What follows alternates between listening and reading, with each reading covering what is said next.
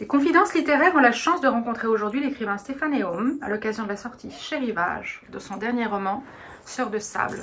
Bonjour Stéphane Héaume. Bonjour. Vous êtes l'auteur de plusieurs romans, nouvelles et essais.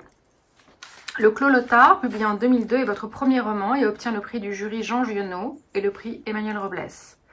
Viendront ensuite Orchidos, Le Fou de Princeberg, Le Contemplateur, La Nuit de Fort Agar, Sheridan Square, L'insolite évasion de Sébastien Wimmer, Dernière valse à Venise. Vous écrivez également des textes pour des compositeurs de musique classique. En 2015, vous fondez le prix littéraire de Trouville, prix de Trouville Pavillon Augustine, et êtes par ailleurs membre de plusieurs jurys littéraires. Nous sommes aujourd'hui ensemble afin de parler de votre dernier roman, Sœurs de sable, publié aux éditions Rivage. Alors de quoi s'agit-il? Votre livre s'ouvre sur une scène de meurtre dont nous n'aurons les clés qu'à la fin du roman. 1958, nous sommes en Méditerranée, dans un lieu imaginaire nommé Porfou, qui pourrait être entre la Grèce et la Riviera. Deux sœurs rivales, Lise et Rose, viennent d'hériter d'un vieil oncle, une maison et un hôtel. 2018, Amelia, journaliste, se remet d'une rupture amoureuse douloureuse et rencontre dans son immeuble un vieil homme mystérieux du nom d'Alan Green. Elle découvrira chez lui plusieurs photos d'une femme au bandeau saumon. Et là, tout démarre. Rose et Amelia, malmenées par la vie et que 60 ans séparent, n'ont a priori rien en commun. Pourtant, un homme, un secret, un cadavre et un mystérieux briquet aux initiales TC, qui fera le lien entre les époques, vont relier leurs existences et changer leur destin. Dans ce récit lumineux plein de mystères, vous êtes à la croisée tout à la fois du roman noir, du roman d'aventure et du roman d'amour. Dans ce roman gigogne à l'intrigue tissée de main de maître, où poésie et suspense rivalisent d'ingéniosité, vous nous baladez avec délice et maestria, entre passé et présent, en nous prenant par le licol dès la première page pour ne plus nous lâcher jusqu'à la dernière, haletant et enchanté. Au travers de caractères follement attachants et bouleversants pour certains d'entre eux, vous nous parlez des hommes et des femmes, de leurs désirs, d'amour brisé, d'amitié, de trahison, de revanche, de mystère et de rédemption. N'oublions pas la mer, la lumière d'été, le soleil, le sable chaud et le sel de la Méditerranée, les nuits étoilées qui participent aux élans du cœur et des corps de vos personnages. La presse, dithyrambique à propos de Sœurs de sable, y trouve un cousinage sacrément sympa et qui a de la branche. Jugez plutôt P.D. James et Somerset Maugham, Tennessee Williams et Modiano, Agatha Christie, Daphné du Maurier ou Patricia Highsmith. Pas mal quand même. Mais je dirais bien volontiers, et si c'était tout simplement un remarquable et très grand Stéphane Héaume. Stéphane Héaume, c'est à vous. D'où vient ce livre? Comment est-il arrivé à vous? Écoutez, je suis d'abord très flatté de tout ce que vous me dites. Ce livre, pour la première fois, ce n'est pas un livre qui est venu de la musique, c'est un livre qui est venu d'un bâtiment.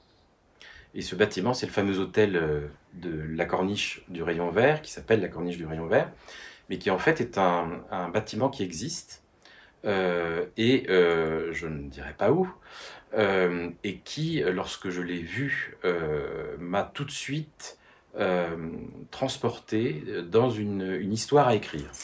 Ce bâtiment, c'est un bâtiment qui est en béton armé et qui ressemble à un paquebot posé au bord d'une falaise presque.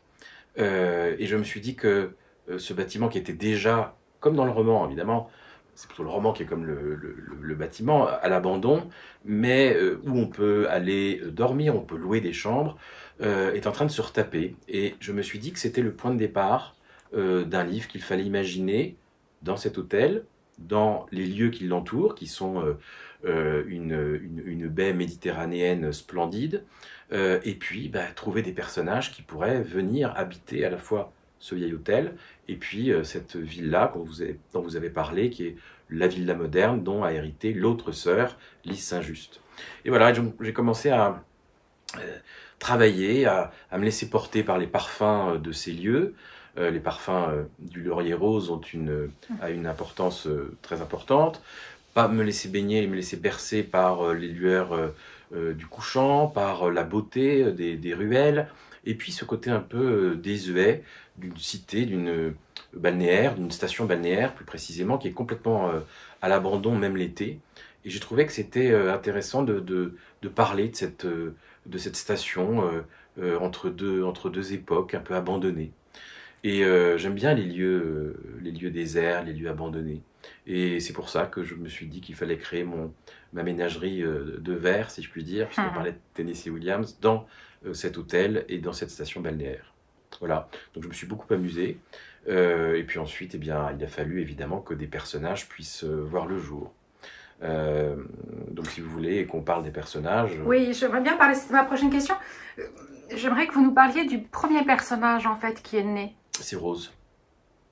C'est Rose parce que je voulais, depuis longtemps, et c'est un thème qui m'obsède, parler de la rédemption et du rétablissement. Le thème du rétablissement. Et je trouvais que associer le thème d'un vieil hôtel, d'un vieux palace qu'on doit rénover, au thème d'une femme qui est brisée par la vie et qui doit se rétablir, c'était intéressant de superposer ces deux thèmes. Et donc Rose, elle est venue comme ça. Alors, elle est venue pas toute seule parce que je me suis inspiré d'une jeune femme qui existe. Alors évidemment, j'ai un peu arrangé autour. Il y a des choses que j'ai conservées et puis des choses que je suis allé récupérer ailleurs.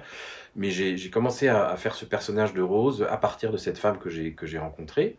Et je voulais montrer l'image d'une femme un peu à l'abandon. Elle est écrivain, mais elle est américaine. Sa carrière a été formidable des années plus tôt. Et puis là, ses vents de chute, son aura baisse. Et puis, elle n'est pas en forme, elle boit beaucoup trop, du vin blanc, elle n'a pas le moral, et puis elle n'a pas eu d'amour depuis des années. C'est une femme extrêmement seule, elle a 30 et quelques années, c'est une jeune femme, mais elle est à l'abandon. Et donc, ça m'intéressait de construire et de fouiller ce personnage. Et ça m'intéressait de le faire, pas à l'époque d'aujourd'hui, mais en 58. Pourquoi en 58 ? Parce que c'est l'année où est sorti au cinéma le film d'Alfred Hitchcock, Vertigo, qui a été renommé Auquel vous faites allusion dans votre livre d'ailleurs. Exactement. Et donc ça m'intéressait de le faire à cette époque-là, parce que dans ce palace qu'on doit retaper, et Rose va s'y employer, elle va vouloir créer une sorte de fundraising avec des personnes qu'elle va inviter, et on va notamment faire signe à certains des acteurs de Sueur froide. Et donc c'était un hommage, un petit clin d'œil à Hitchcock que je voulais faire. Un énorme clin d'œil. Et je voulais rester dans ces années... Un personnage qui a le vertige pendant tout votre roman, jusqu'à la fin. Exactement. Ouais. Et un vertige qui l'a conduit jusqu'à la folie. Alors on ne peut pas tout raconter. Non, surtout pas. Il faut le lire. Une femme qui va se battre, mais la folie rampe à chaque page. Absolument. Donc Rose, votre premier personnage. Alors pour le coup, il y a un autre personnage. D'ailleurs, vous rendez hommage d'ailleurs à la fin de votre livre. Ah oui. Et ça, c'est très joli d'ailleurs. On va sortir un tout petit peu du roman. Oui. Pouvez-vous nous raconter ça? C'est très très touchant ce passage-là. Ce que j'aime beaucoup dans l'écriture d'un livre, c'est quand un personnage que vous n'aviez pas prévu commence à prendre de la place. Donc vous avez la structure du livre, vous savez exactement le point de... Enfin, pour ce qui me concerne, je ne sais pas comment travaillent mes camarades, mais le point de départ, vous avez les étapes par lesquelles on va passer, vous avez évidemment la fin en tête, et puis vous avez des personnages qui sont là. Et de temps en temps, il y a un personnage qui au début n'est qu'une silhouette, qui prend le pas sur peut-être les autres personnages et qui se fait sa place dans le roman et dans le livre. Alors ça ne veut pas dire que ça chamboule l'architecture, parce que ça, il faut garder son cap, mais sont des personnages qui tout d'un coup ont un rôle, une place auquel vous n'avez pas pensé du tout.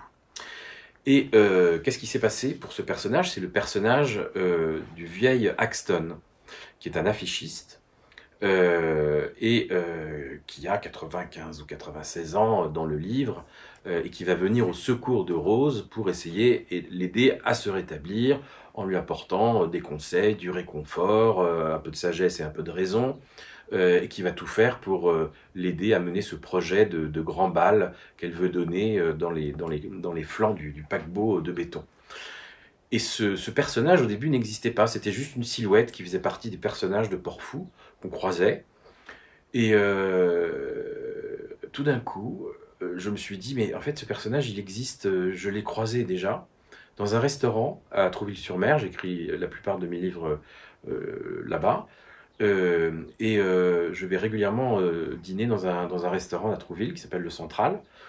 Et puis, je m'étais dit, mais ce monsieur qui est là, tout seul, à sa table, que je vois tous les soirs, qui est là aussi parfois au déjeuner, et qui vit à l'hôtel, au-dessus de l'hôtel, devant sa petite bouteille de vin rouge, recevant parfois, accueillant des jeunes femmes, lui aussi, âgées de 95 ans, et des jeunes femmes pour le coup de 60 ans, qui défilent, qui viennent lui rendre visite, mais il est toujours tout seul. Ce personnage, tout d'un coup, je me suis dit, mais c'est Axton, en fait, c'est lui. Et donc, il a pris de plus en plus de place.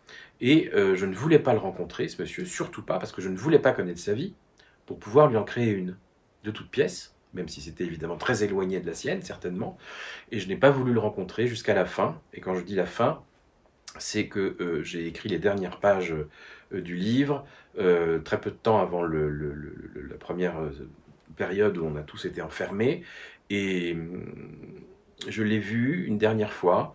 Et il m'a regardé et j'ai eu très envie de lui dire que mon livre était fini et que voilà, j'avais fait de lui un personnage.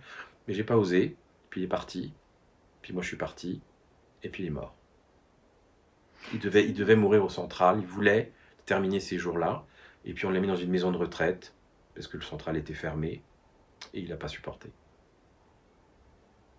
Alors ça, c'est merveilleux parce que c'est merveilleux, ce sont des grâces de rencontre. C'est des grâces de rencontre, et ce qui est très délicat dans la façon dont vous en parlez jusqu'à la fin, c'est que c'est le passage où vous dites non, surtout, il ne faut pas que j'approche de trop près, il ne faut pas que je le touche, il ne faut pas qu'il soit incarné. Je voulais pas abîmer sa réalité. Il ne faut pas abîmer sa réalité.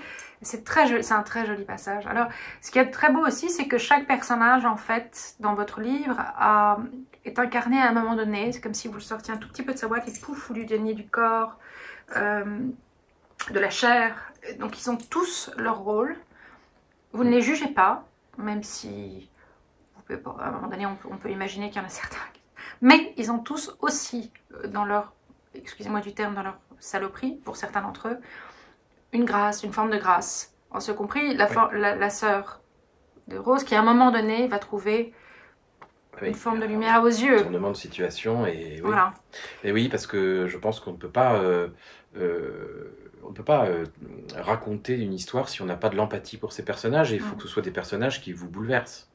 Je pense souvent, hein, parce que c'est un de mes maîtres, on en parlera peut-être plus tard, je pense souvent à Tennessee Williams.